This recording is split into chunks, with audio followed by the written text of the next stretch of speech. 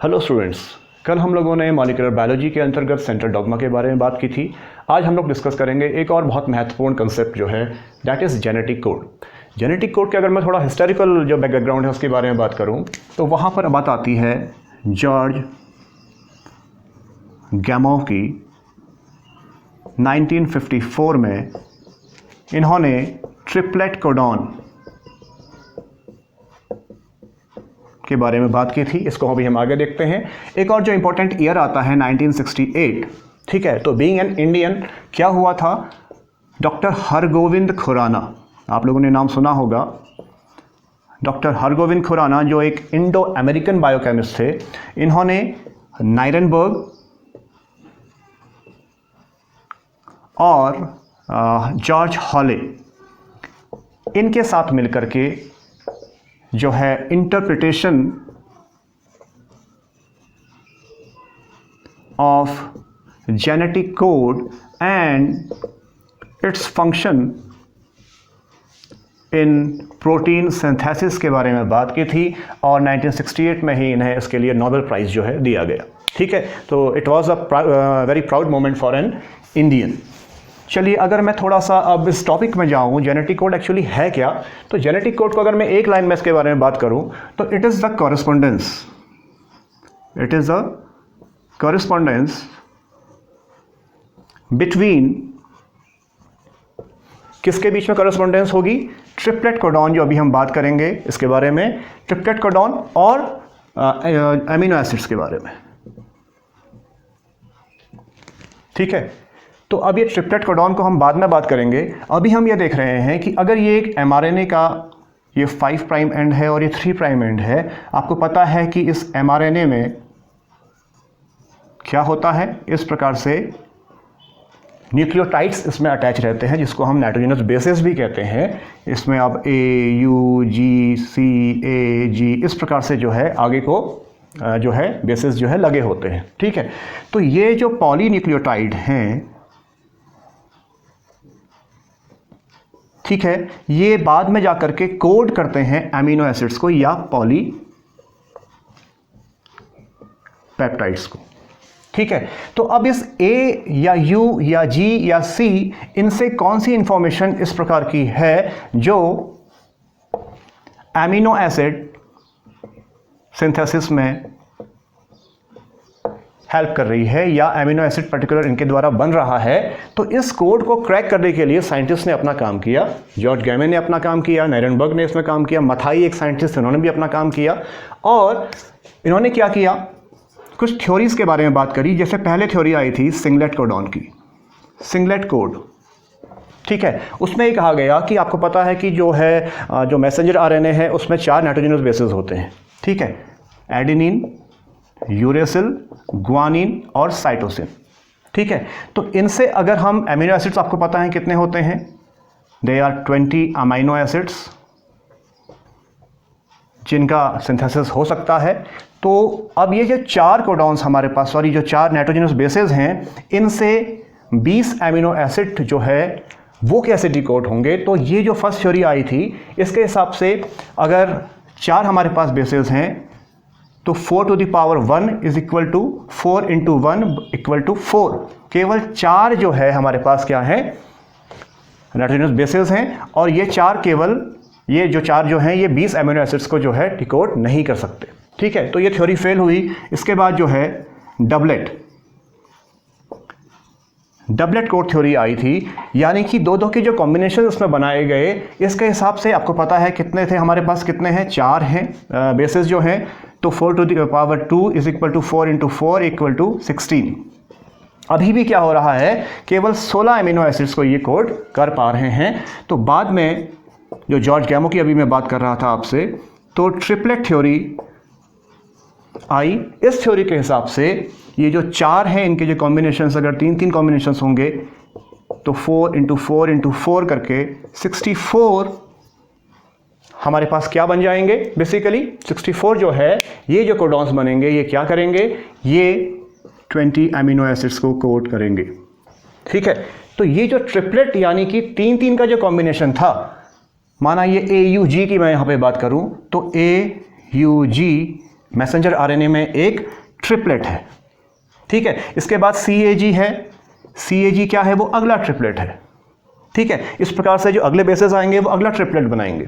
लेकिन आपने ये समझना ये है कि ये AUG है, ये AUG एक ट्रिपलेट कोडॉन है और ये जो है जा करके एक अमीनो एसिड का फॉर्मेशन करेगा, ठीक है। और यहाँ पर जो AUG है वो फॉर्मेशन कर देता है किसका,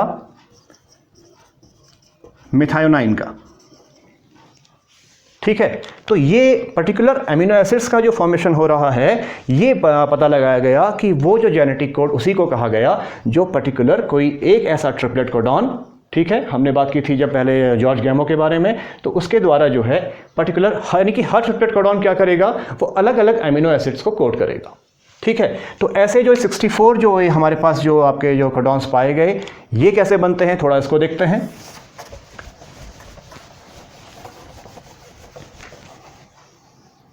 ठीक है, तो इसके लिए हम क्या देखेंगे, हमें पता है कि यूरेसिल है, साइटोसिन है, एडेनिन है और ये ग्वानिन है।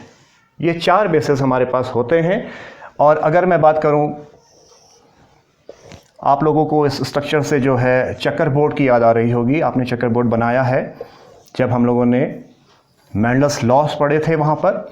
इसी प्रकार से U, C, A और G मैं यहाँ पे लिख रहा हूँ, ठीक है। ये फर्स्ट लेटर है, ये फर्स्ट लेटर हम क्या लेंगे, जब भी हम ट्रिपलेट बनाएंगे तो फर्स्ट लेटर हम U, C, A या G को ही यूज़ करेंगे, ठीक है। सेकंड लेटर हमारा क्या होगा, सेकंड लेटर हमारा जो है वो U, C, A या G होगा। और जो थर्ड लेटर हमारा होता है,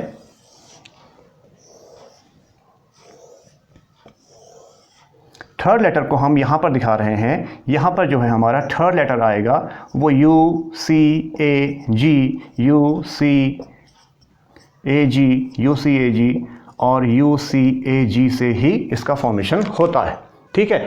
अब अगर जो 64 कॉम्बिनेशंस हमारे बन रहे हैं ट्रिपलेट कोडॉन्स के, वो किस प्रकार से बनेंगे कि जो फर्स्ट लेटर है सेकंड लेटर हम यहाँ से लेंगे और थर्ड लेटर हम यहाँ से लेंगे, ठीक है।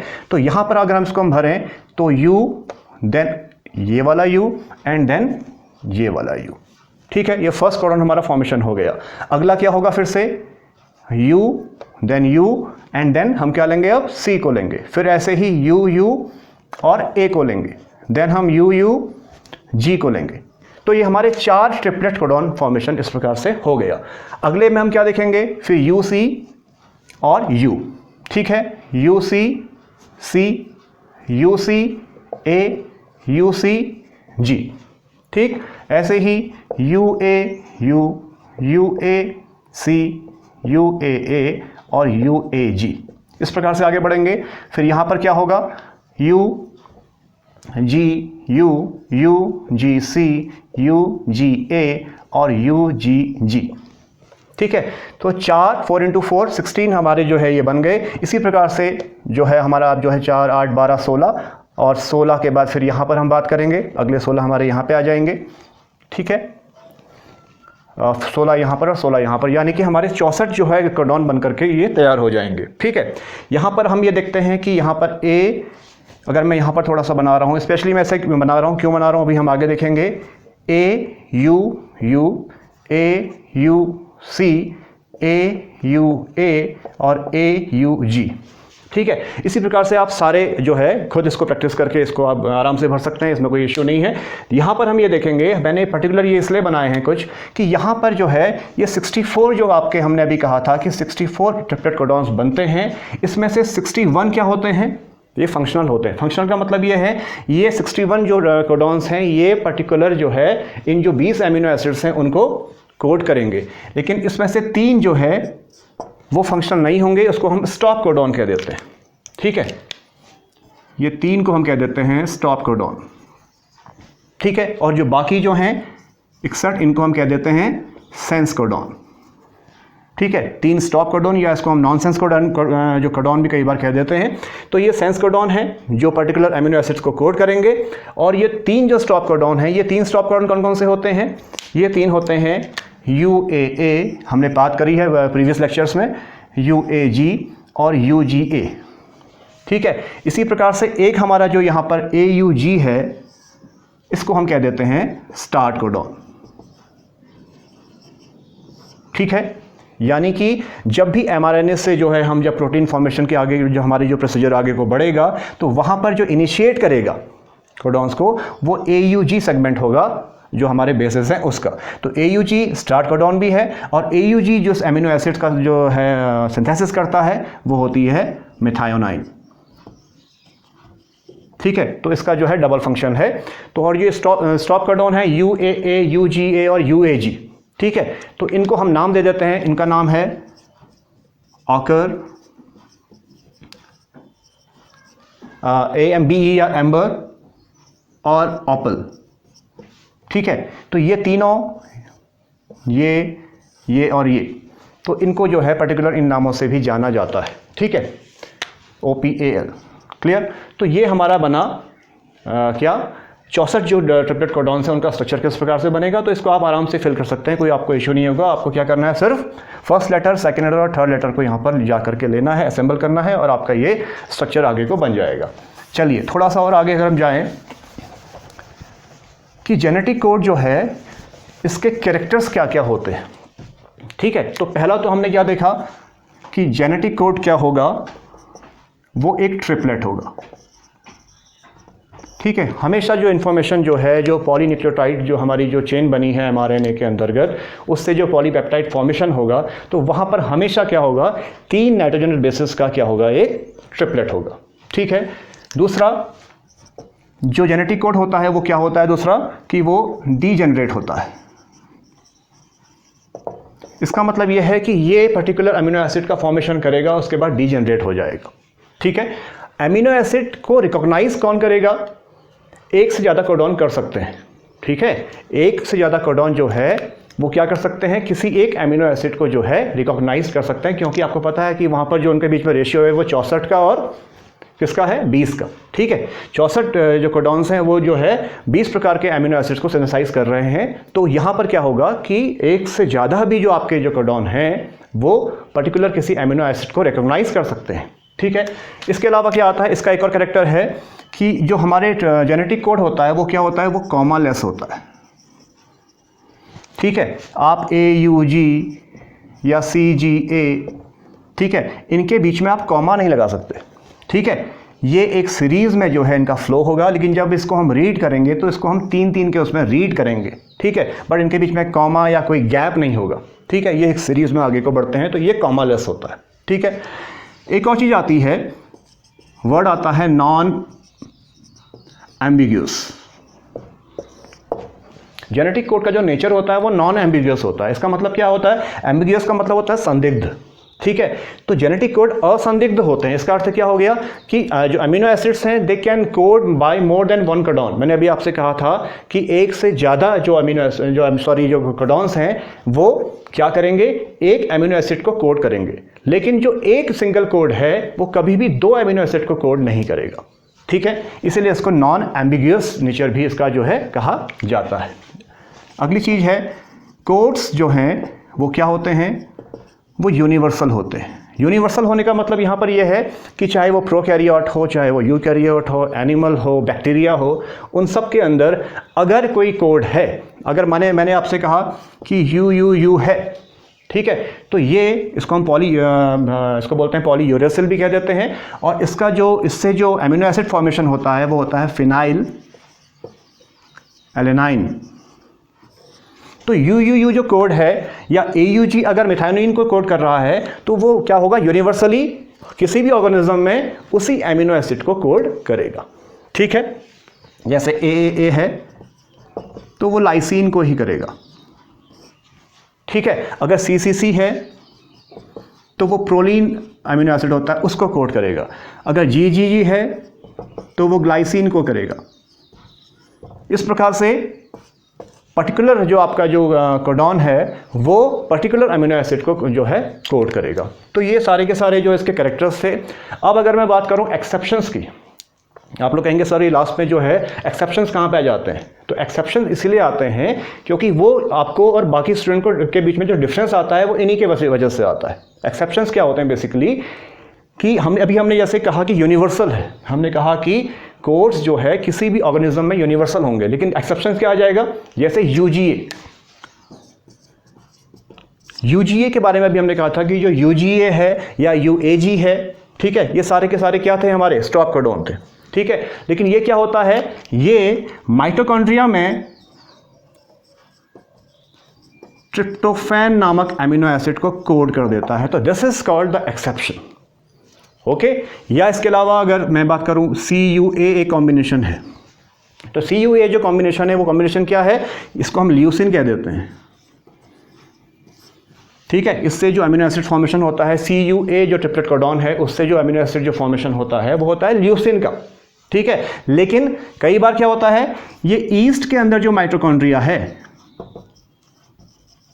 ईस्ट माइटोकॉन्ड्रिया में ये क्या करता है, ये थ्रियोनाइन या थ्रियोनिन भी कहते हैं, इस अमीनो एसिड को वहां पर कोड कर देता है, ठीक है। इसी प्रकार से जो आइसोल्यूसिन आपका जो हमारे यहाँ जो अमीनो एसिड है, जिसको हम AUA के नाम से जानते हैं, AUA इसका जो ट्रिपलेट कोडॉन है, वो क्या कर देता है, वो मैमल्स के माइटोकॉन्ड्रिया में, यानी कि जो स्तनधारी हैं उनके माइटोकॉन्ड्रिया में क्या कर देता है, वो भी दूसरे यानी कि मिथानिन को जो है कोड कर देता है। तो आइसोल्यूसिन को जो जहाँ कोड करना चाहिए था वहाँ पर क्या कर देता है, मिथानिन को कोड कर देता है। तो ये सारे डिफरेंस, ये इस तरह के जो है आपको जो है जो यूनिवर्सैलिटी जो है, इसको कुछ एक्सेप्शंस यहाँ पर आते हैं, लेकिन ओवरऑल हम जब बात करेंगे तो ये यूनिवर्सल ही होगा, ठीक है।